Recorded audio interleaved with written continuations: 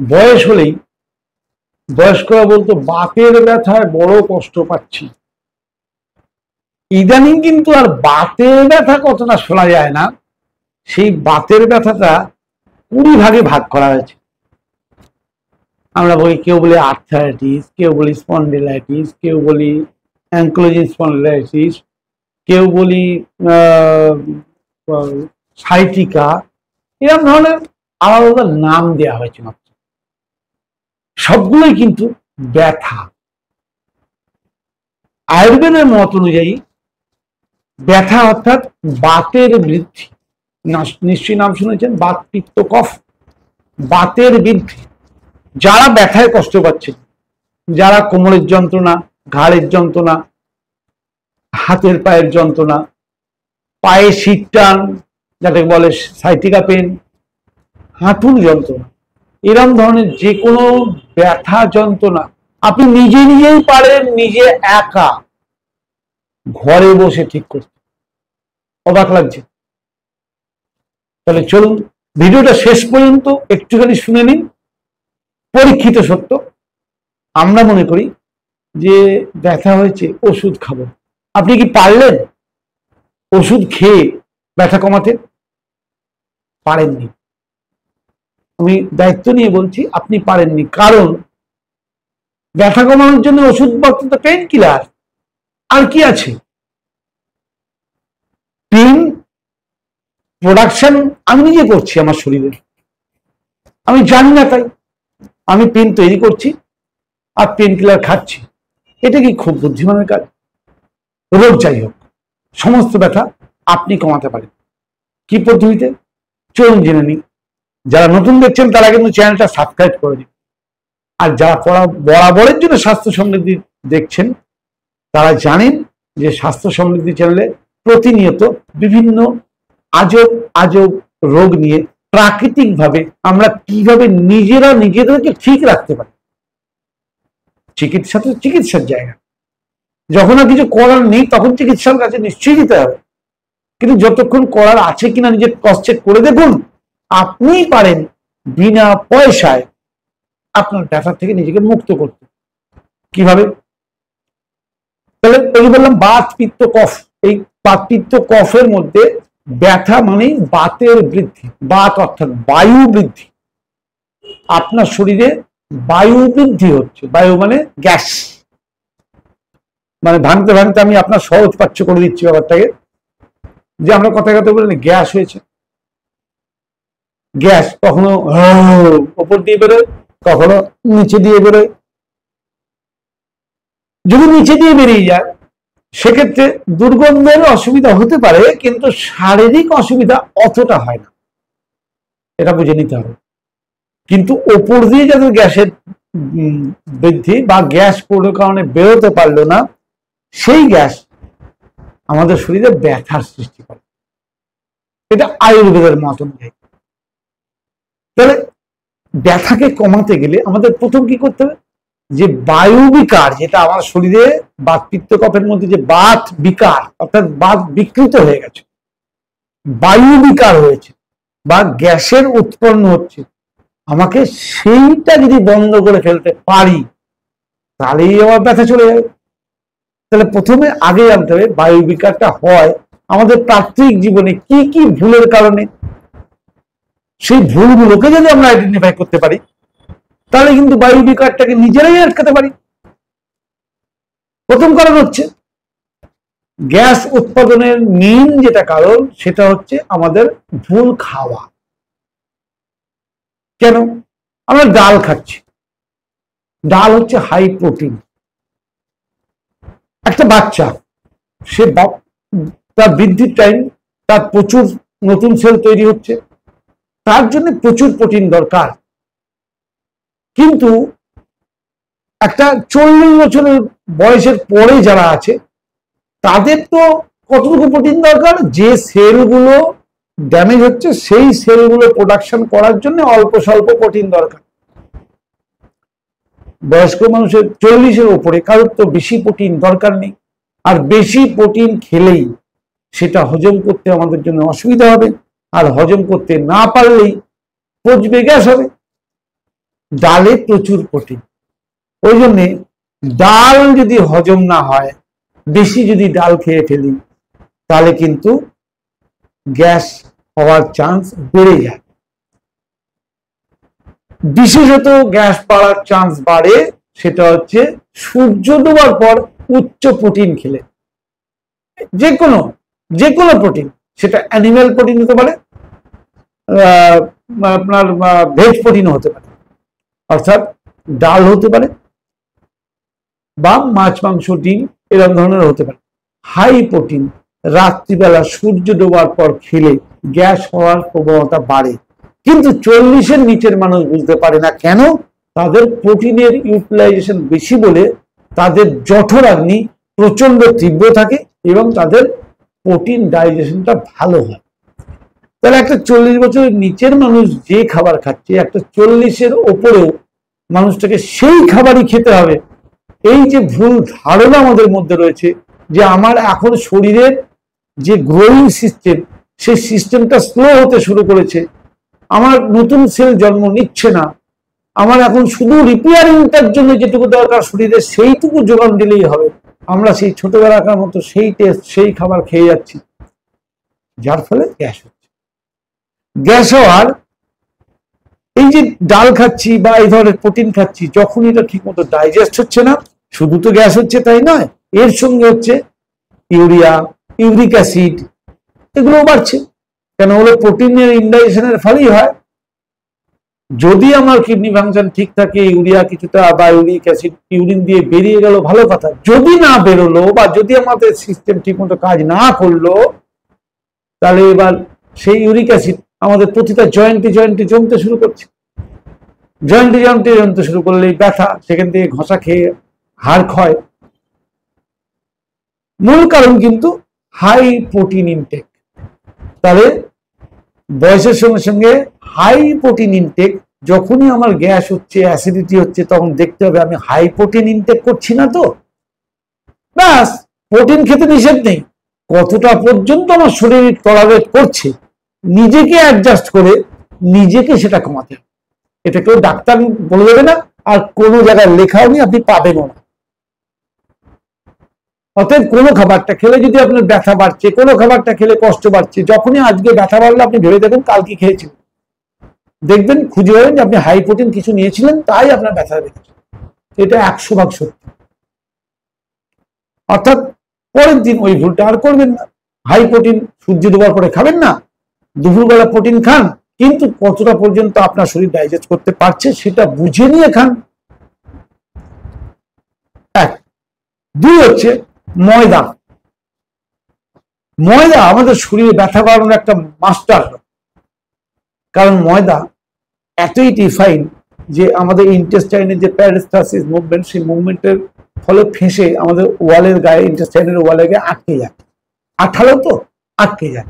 ময়দার তৈরির কোনো খাবার, সেটা যখনই আটকে যায় আমাদের শরীর থেকে বেরোতে দেরি হয়, ফলে পচে গ্যাস হয়। এবার আপনি ময়দা খাবেন, আপনার ব্যথা তো বাড়বেই। ব্যথার হাত থেকে বাঁচতে গেলে আপনি ময়দা খাওয়াতে হবে, পেন কিলার নয়। ময়দা খাওয়াটাকে কমিয়ে দিন, ময়দা খাওয়ালেই গ্যাস কমে যাবে। গ্যাস হওয়ার আর একটা বড় কারণ হচ্ছে, আমরা অনেকে এই ভুলটা করি, সেটা হচ্ছে খাবার খেতে খেতে জল খেয়ে নিলাম, খাবার খাওয়ার পরেই ঢক করে জল খেয়ে নিলাম। অ্যাকচুয়ালি এখানে ভুলটা কোথায় হচ্ছে জানেন কি? ভুল হচ্ছে যে আমরা যখন খাবার খাই, আমাদের গোটা শরীরের সমস্ত রক্ত পেটের কাছে দৌড়ে আসে, স্টমাকের চারিধারে খাবারটাকে গরম করে গলাতে হবে, কারণ তাড়াতাড়ি ডাইজেস্ট করতে। অর্থাৎ জঠরাগ্নি নিশ্চয়ই শুনেছেন, পেটের আগুন, সেই জঠরাগ্নি বেড়ে যায়, বা আধুনিক বিজ্ঞানের ভাষায় HCl মেটাবলিজম বেড়ে যায়।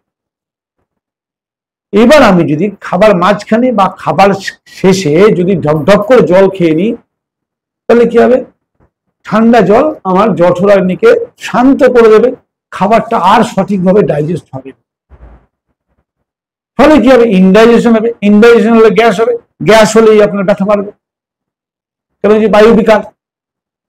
তাহলে এক্ষেত্রে নিয়ম, খাবার 30 মিনিট আগে জল খান, খাবার মাঝখানে জল খাবেন না, আর খাবার পরে অন্তত 1 থেকে 1.5 ঘন্টা পরে জল খান।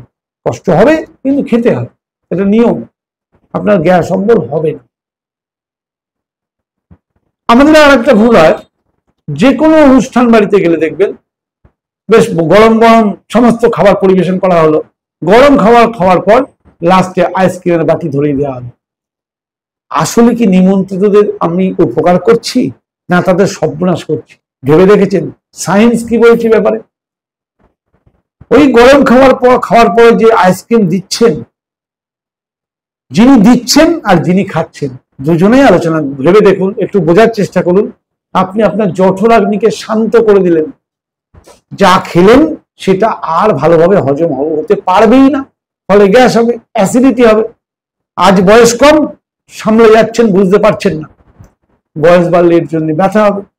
আর এখন যারা বুঝতে পারছেন না তাদেরও ভেতরে ভেতরে কিন্তু সর্বনাশ হচ্ছে। এরপরে আসছি আর একটা মারাত্মক কারণ, সেটা হচ্ছে বেসন।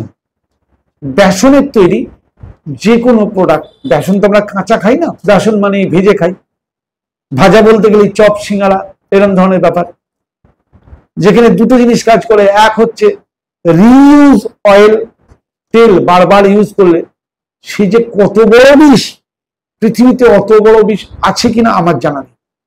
সেই বিষ তেলে বেসন যখন ভেজে খাচ্ছেন, আপনার টোটাল সিস্টেমের জন্য মহাবিষ। কিন্তু আমরা খাই, ভালো লাগে তাই খাই। ওই যে বললাম শরীর আর মনের ব্যালেন্স আমরা করি না। শরীর আর মনের ব্যালেন্স করার দরকার। আমি মন চাইছে খেতে, মনের কথা শুনে খেয়ে শরীর সামলাতে পারবে তো? এই বিচারটা যদি আমরা না করি তাহলে তার জন্য আমাকে কষ্ট পেতে হবে। লাস্টে আর একটা ব্যাপার বলবো, সেটা হচ্ছে ইন্টেস্টাইনের যে মর্টালিটি বা প্যারিস্টালসিস মুভমেন্টে যদি কোনো গড়বড়ি আসে। এটা কেন আসে? আমাদের মুভমেন্ট নাই। আজকাল আমরা কোনো যদি শারীরিক মুভমেন্ট করি না, ফিজিক্যাল এক্সারসাইজ করি না, খাই দাই আর টেবিলে বসে থাকি, টেবিলে বসে শুধু আঙুলগুলো নাড়াই।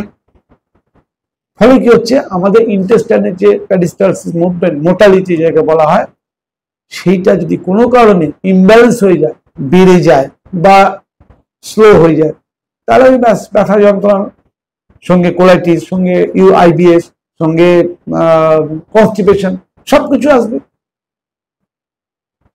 তাহলে নিশ্চয়ই বুঝতে পারলেন যে ব্যথা যন্ত্রণা এইগুলোর থেকে আমি যদি বাঁচতে পারি, নিজেকে যদি বাঁচাতে পারি, তাহলেই ব্যথা যন্ত্রণার থেকে বিনা ওষুধে আমি সুস্থ থাকতে পারি। হোক না যে যা বলেছে ডাক্তার, ডাক্তার যা বলুক আপনি ভয় পাবেন না। আপনি রোগের কারণ দূর করাটা আপনার একান্ত ব্যক্তিগত ব্যাপার, এখানে ডাক্তারের কোনো হাত নাই। আর আপনার যদি ব্যথা কমে যায়, ওষুধ আপনাকে খেতে হবে। অর্থাৎ ডাক্তার বলেছে ওষুধ ছাড়া আপনি বাঁচবেন না। ওষুধের জায়গায় লাইফস্টাইলের জায়গায় আপনি লাইফস্টাইল শুদ্ধ দিন, ওষুধ আপনার একদিন লাগবে না, আজকে লাগবে। ঝপ করে ওষুধ ছাড়বেন না, বিপদে পড়বেন। কিন্তু একদিন দেখবেন ওষুধ ছাড়াও আপনার কষ্ট হচ্ছে, মিটে গেল। তাহলে এর নিবারণ করবে কিভাবে? এর নিবারণ করতে গেলে সবার প্রথম আপনাকে প্রাকৃতিক খাবার খেতে। প্রাকৃতিক খাবারের মধ্যে আদা সবচেয়ে ভালো গ্যাস নাশক, সবচেয়ে ভালো কফ নাশক। প্রকৃতি আদা দিয়েছে, কিন্তু আমরা আদা কিভাবে খাই? মেরে, জ্বালিয়ে, সেঁকে, পুড়িয়ে। কাঁচা আদা খাওয়া অভ্যাস করতে হবে রেগুলার। রসুন মারাত্মকভাবে গ্যাস নাশক, তাই জন্য আমাদের বিভিন্ন উত্তেজক খাবারে রসুনের ব্যবহার করা হয়, কারণ ওই খাবারগুলো খেলে গ্যাস হবেই, যাতে গ্যাস কমায়। কিন্তু স্বাস্থ্যে বলা ছিল রসুন, আমরা কি করি? রসুন থেকে ভালো করে বেটে পেস্ট করে তেলে পুড়িয়ে তারপরে খাই, ওর গুণ সব শেষ। ওর মধ্যে যে কেমিক্যাল বা যে অ্যাসিড গুলো রয়েছে সেগুলো শেষ। তাহলে রসুন যদি আমরা রেগুলার কাঁচা ফর্মে খাই, আমরা এই ধরনের ব্যথা থেকে বা গ্যাস প্রোডাকশনের হাত থেকে মুক্তি পেতে পারি। হ্যাঁ, একটা বলে রাখি, রসুন কাঁচা খাওয়া ভালো, এটা ঠিক কথা। রসুনের ধর্ম কিন্তু গরম, গরমকালে 2টোর বেশি খেতে নেই, শীতকালে 4টের বেশি খেতে নেই। রসুন অবশ্যই কাঁচা খেতে হয়, রসুন কখনো সরাসরি খেতে নেই, কুচো করে কোনো কিছুর সঙ্গে মিশিয়ে খাবেন। তার না হলে রসুনের ভেতরে এমন কিছু কেমিক্যাল আছে যে কেমিক্যালগুলো আপনার পেটে আলসার ঘটাতে পারে। কিন্তু অন্য কিছুর সঙ্গে মিশিয়ে খেলে নিরাপদ। শুধু রসুন চিবিয়ে খেলে আপনার মুখে গন্ধ হবে, লোকের সঙ্গে কথা বলতে আপনার লজ্জা লাগবে। কিন্তু সেই রসুনটাকে যদি কুচিয়ে নিয়ে আপনি যে কোনো ফল সবজি যেটা আপনার পছন্দ তার সঙ্গে মিশিয়ে খান, আপনি রসুনের গন্ধ নিজেই টের পাবেন না, তো লোকে কি করে টের পাবেন? এগুলো ভগবানের সৃষ্টি। 3 নম্বরে ব্যথা কমানোর জন্য খুব ভালো হচ্ছে আদার শুঁট, শুকনো আদা। সবসময় আদা কাঁচা থাকে না, কিছুটা শুকনো আদা রেখে দিন বাড়িতে। আদার শুঁট ব্যথা কমানোর জন্য মারাত্মকভাবে কাজ করে।